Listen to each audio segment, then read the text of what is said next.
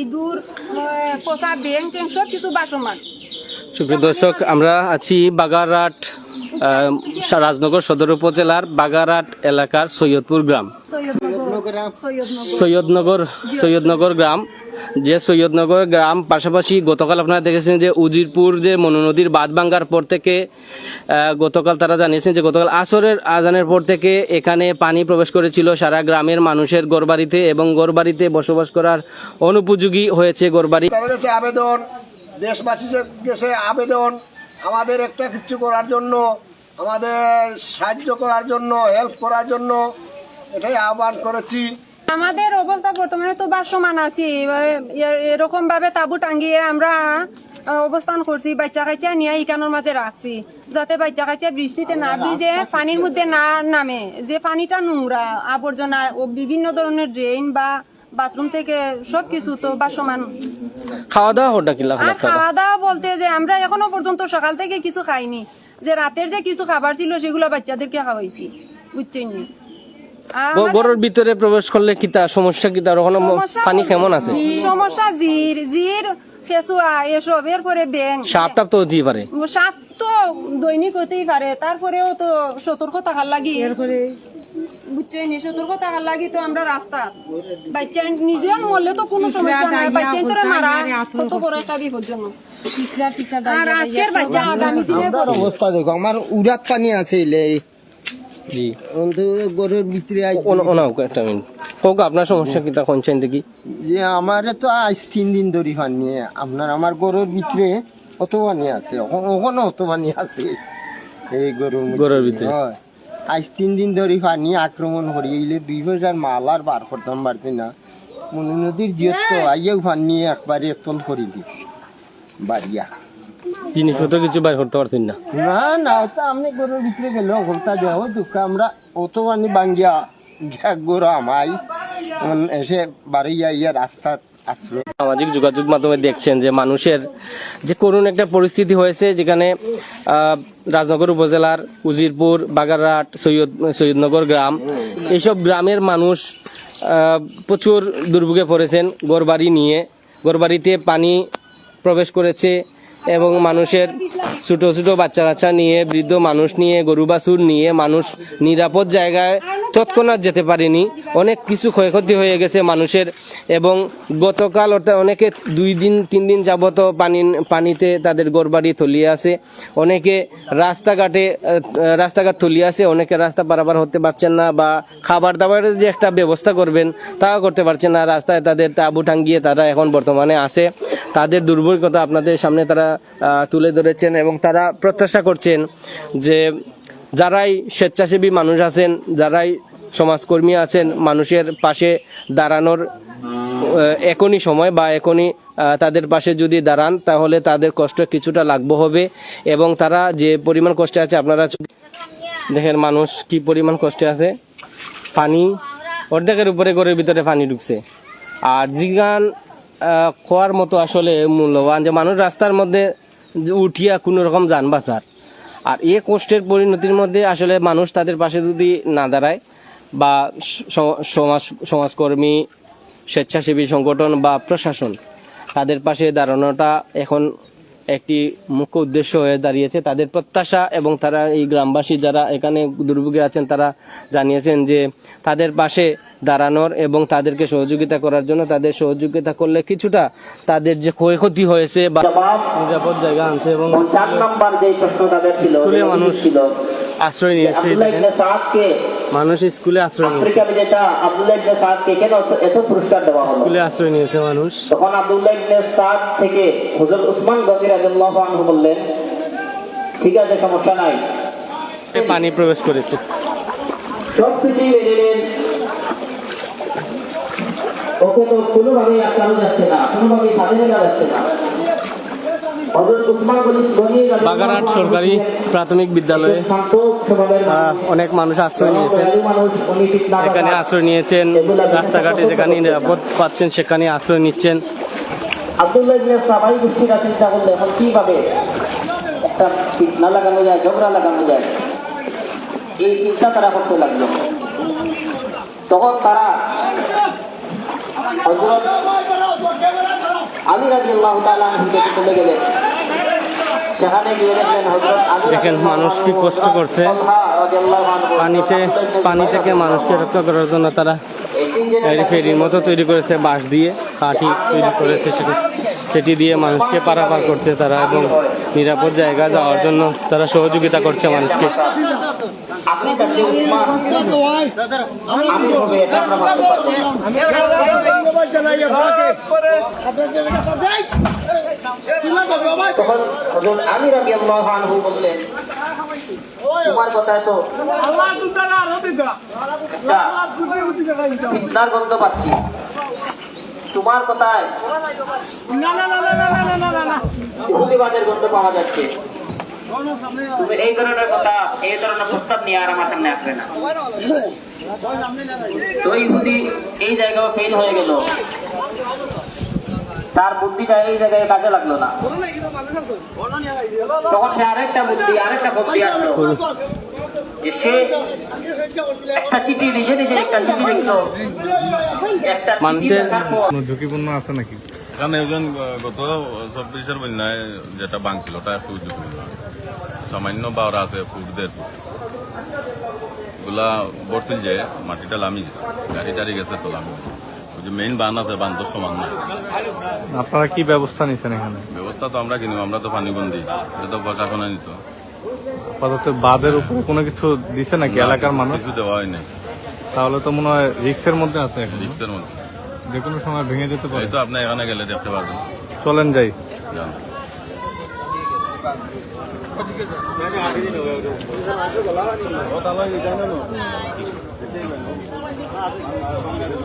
মনু নদীর বাঁধ ভেঙে পানি প্রবেশ করায় বাগারহাট এলাকায় মানুষের ঘরবাড়ি বন্যা কবলিত হয়েছে এবং মানুষ পানিবন্দী হয়েছে, মানুষের ঘরবাড়িতে পানি প্রবেশ করেছে। বন্যার এই পানি মানুষের ঘরবাড়ির প্রায় অর্ধেকে উপরে উঠে গেছে পানি, এবং এতে ক্ষতিগ্রস্ত হচ্ছে মানুষের মূল্যবান জিনিসপত্র। মানুষ নিরাপদ জায়গায় যাওয়ার যে একটি চেষ্টা করে যাচ্ছেন। আমরা হলো TFK টিভি, BND নিউজ, পয়সা একটু বেশি নেয়নি ইনশাল্লাহ। এই দেশের মানুষের ঘরবাড়িতে ঘরবাড়ি গরু বাছুর মানুষ রাস্তাঘাটে এনে রাখছে, তারপরে অনেক রাস্তা পানির নিচে, অনেক রাস্তায় পানির নিচে চলে গেছে, এবং যে রাস্তাগুলো পানির নিচে চলে গেছে সেদিকে হাঁটা চলা করা অনেক অসুবিধা হয়েছে, গলা পর্যন্ত পানি হয়ে গেছে বন্যার। এই দেখেন একটা বাড়িতে, হ্যাঁ বাড়ির চালায়, টিনের চালায় পানি প্রবেশ করেছে, টিনের চালা পর্যন্ত পানি উঠে গেছে।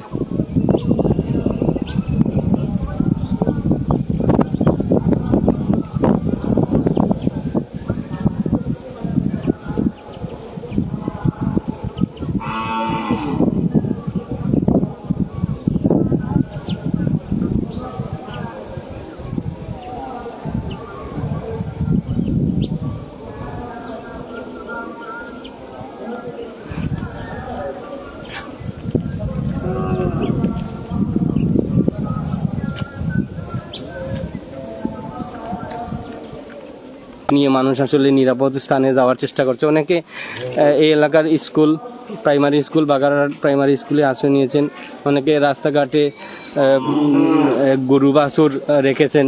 কিন্তু পানি যে একটা সম্ভাবনা বাড়ছে, আমরা দেখেছি মনু নদীতে 130 সেন্টিমিটারে আছে পানি, গতকাল দেখেছিলাম 128, অর্থাৎ 29-এর কাছাকাছি ছিল পানি। একদিনের রাতের ব্যবধানে পানি আরও 1 সেন্টিমিটার বেড়ে যাওয়ায় আমরা যেটি মনে করছি যে পানি যদি উজান থেকে পানি না নামে তাহলে হয়তো মনু নদীর পানি টানতে পারে বা আশপাশের পানি টানতে পারে, কিন্তু যদি উজানে ভারী বৃষ্টি বা উজানের পানি নামে তাহলে আরও বন্যার আশঙ্কা হতে পারে আমরা মনে করছি।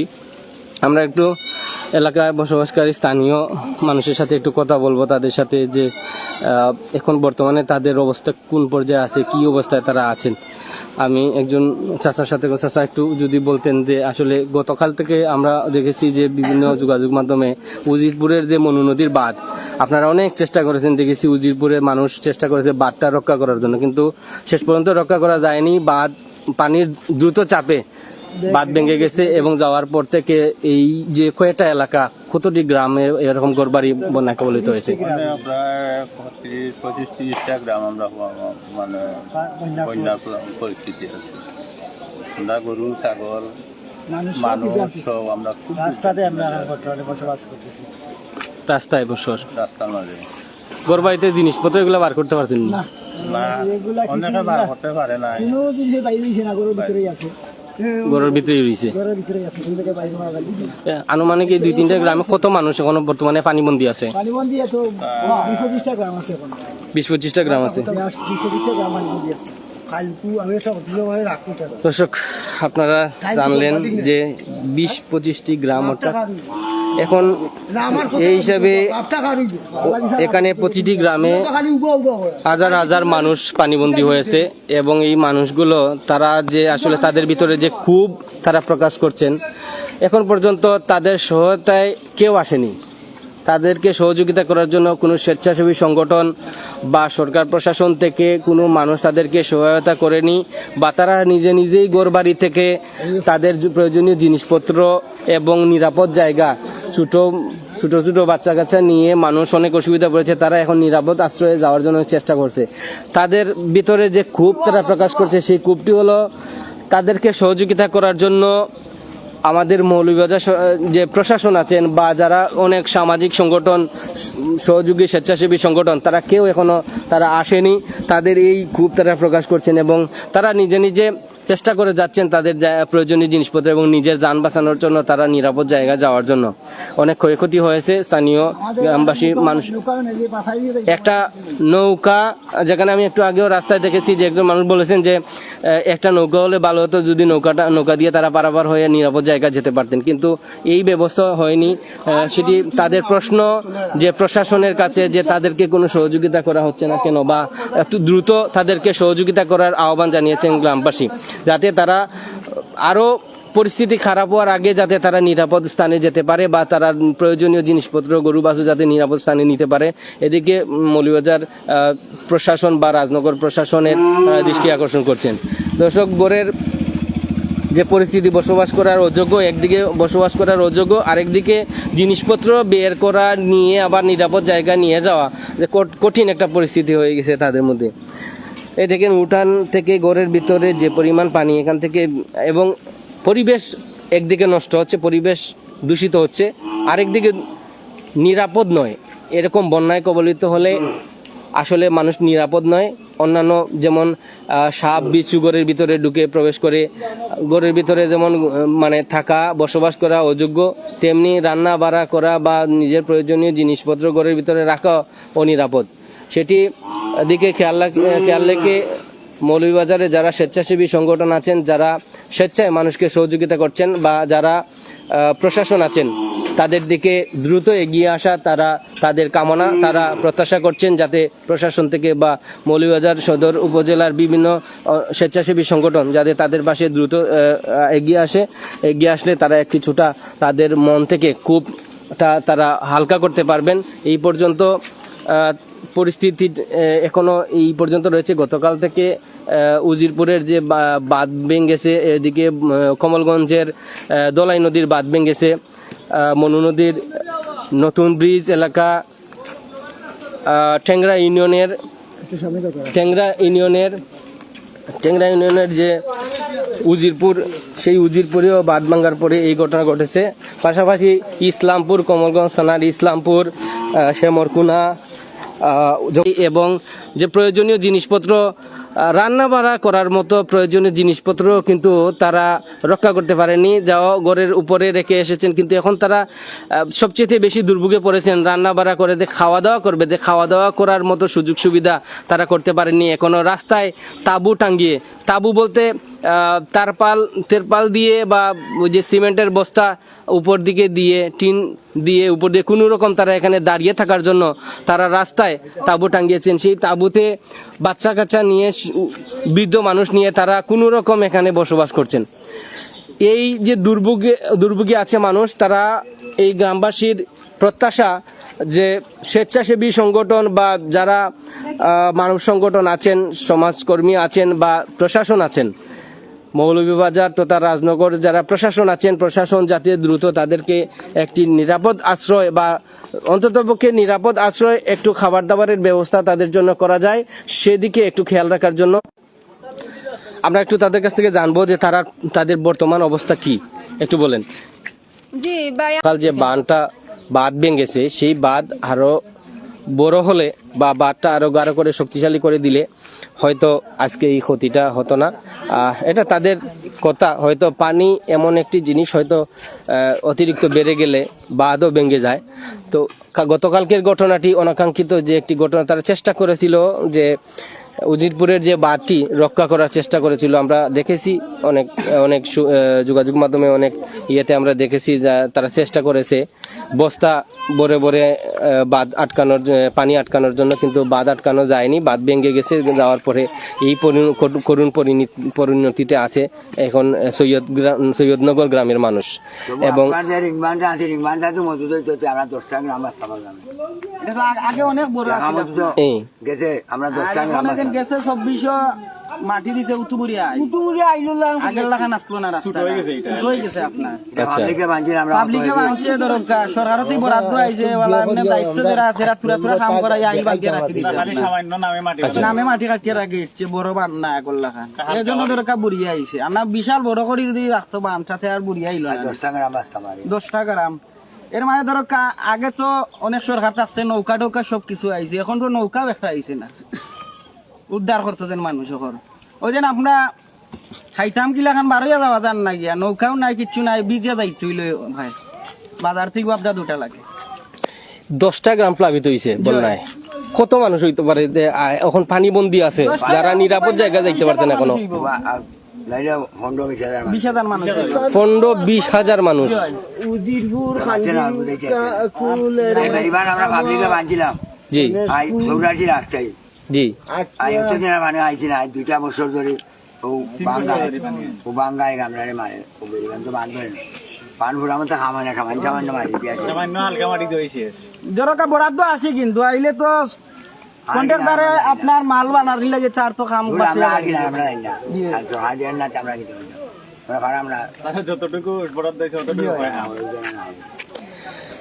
গ্রামবাসীর দাবি যে উজিরপুর যে বাঁধ আছে, যে আকুয়া বেরি বাঁধের যে মনু নদীর যে বাঁধ আছে, সেই বাঁধের হালকা বাঁধ থাকার কারণে, হালকাভাবে তারা এই বাঁধটি স্থাপন করার কারণে কিন্তু তারা আজকে এই পানিবন্দী হয়েছে, বন্যায় কবলিত হয়েছে। সেটি যদি আরো শক্ত করে বা আরো শক্তিশালী করে বাঁধটি দেওয়া যেত, তাহলে এই যে আজকে যে 10টি গ্রামের প্রায় 15 থেকে 20,000 মানুষ, তারা গ্রামবাসী দাবি করছেন 15 থেকে 20,000 মানুষ পরিবার তারা বন্যায় কবলিত হয়েছে এবং তারা বর্তমানে যে পরিমাণ দুর্ভোগে আছে, অনিরাপদ অবস্থায় আছে, রাস্তায় বসবাস করছে, সময় কাটাচ্ছে, দিন কাটাচ্ছে ছোট ছোট বাচ্চা কাচ্চা নিয়ে, শিশু সন্তান নিয়ে এবং গরু বাছুর নিয়ে। তাদের অনেক মূল্যবান সম্পদও তারা ঘরের ভিতরে ফেলে আসছে নিজের যান বাঁচানোর জন্য। সেই সব মানুষ আজ বেঁচে যেত, যদিও তাদের এই মন্তব্য। আর আমরা আশা করছি যে যারা মৌলভীবাজারে যারা প্রশাসন আছেন বা রাজনগরের প্রশাসন আছেন বা যারা স্বেচ্ছাসেবক সংগঠন আছেন, যারা স্বেচ্ছায় সহযোগিতা করেন মানুষকে, তবে তাদের পাশে দাঁড়ানোর প্রত্যাশা করেছেন গ্রামবাসী। আর এই পর্যন্ত এই গ্রামের, সৈয়দনগর গ্রামের আমরা রাস্তায় দেখেছি তাঁবু টাঙ্গিয়ে মানুষ বসবাস করছে, গরু বাছুর রক্ষা করার জন্য তাঁবু টাঙ্গিয়ে গরু বাছুরও রাখছেন রাস্তায় রাস্তায়। কখন এই পরিস্থিতি থেকে তারা রেহাই পাবে তারা নিজেও জানে না। এই পরিস্থিতি যতক্ষণ পর্যন্ত স্বাভাবিক হচ্ছে না, ততক্ষণ পর্যন্ত তাদেরকে রাস্তায় বসবাস করতে হবে। দর্শক, আমরা আবারও যাচ্ছি, আরো কিছু ঘর বাড়িতে দেখবো আমরা যারা সমস্যায় আছে, যারা বন্যার পানিতে এখনো তারা ডুবে আছে ঘর বাড়ি নিয়ে এবং কোন রকম কষ্টে জীবনযাপন করছে।